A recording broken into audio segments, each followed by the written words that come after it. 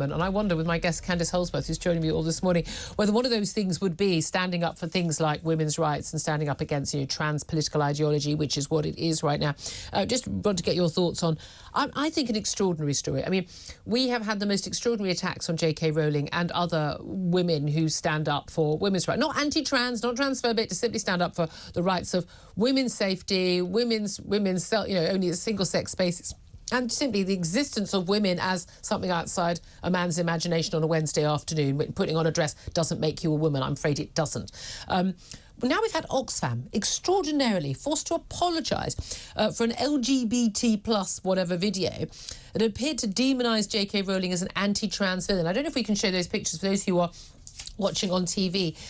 The charity admitted, yes, they did make a mistake by using an image of a woman labelled with the term TERF, which stands for Trans Exclusionary Radical Feminist, to illustrate transphobic hate groups. This was a video they decided to post in support of LGBT rights worldwide. They said it wasn't meant to caricature the Harry Potter author, but they said, in efforts to make an important point about the real harm caused by transphobia, we made a mistake. We've therefore edited the video to remove the term TERF, and we're sorry for the offence it caused. But there's no doubt at all, if you see the actual image of the woman figure we've been putting up on the screen, it is definitely reminiscent of JK Rowling and using this term TERF. I mean, why is Oxfam putting out a video about Pride Month anyway? Why are they attacking women feminists standing up for women's rights? And what on earth are they doing? Yes, I mean, representing her as like some kind of ogre.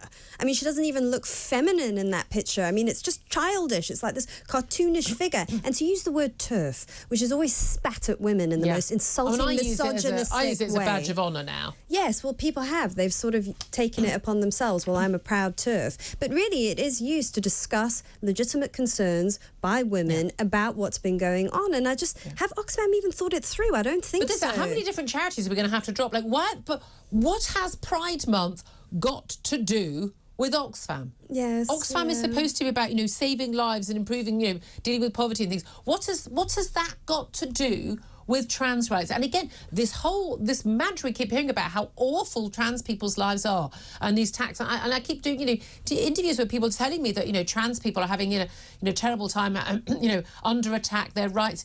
Well, Who's eroding trans rights? Who is attacking trans people? On the contrary, there's been an expansion, and it's actually gone on to women's rights, stealing women's rights away, our rights to same-sex spaces, to changing rooms, to safety, our safety, and indeed our existence as something other than not men. Well, this is what people like JK Rowling and Kathleen Stock have said. You are free to live your life as you choose, but there are boundaries. There are boundaries to that. And one of those is you cannot literally change your biological sex to become a woman, and you can't enter women's spaces. Yeah. And that's a hard line. Wear what you want, live your life what you want, call yourself what you want, but that is very, very different. But this is the extraordinary thing. It's the fact that so many charities are getting involved, and we see this with corporations, with charities, you name it. Every single organisation in the world wants to get in. They're celebrating Pride Month. I mean, I know friends of mine who've got kids at nursery with the nurseries. So you've got children aged 6 months up to 4.5, and they've got a nursery where they're having Pride Month at the nursery. They've got rainbow flags. I'm sorry, our children are being subject to ideological brainwashing. It is nothing short of propaganda and brainwashing about this issue.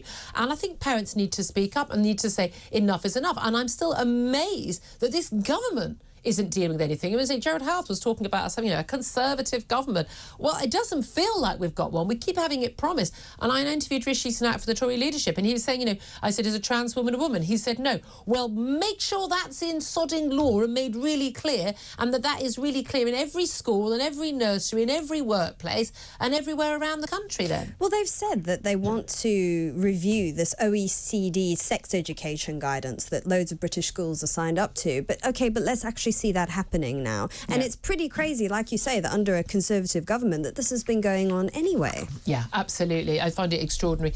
Stand up for it, folks. Find out what they're teaching your kids in school. That's my and in nursery. That's my top tip.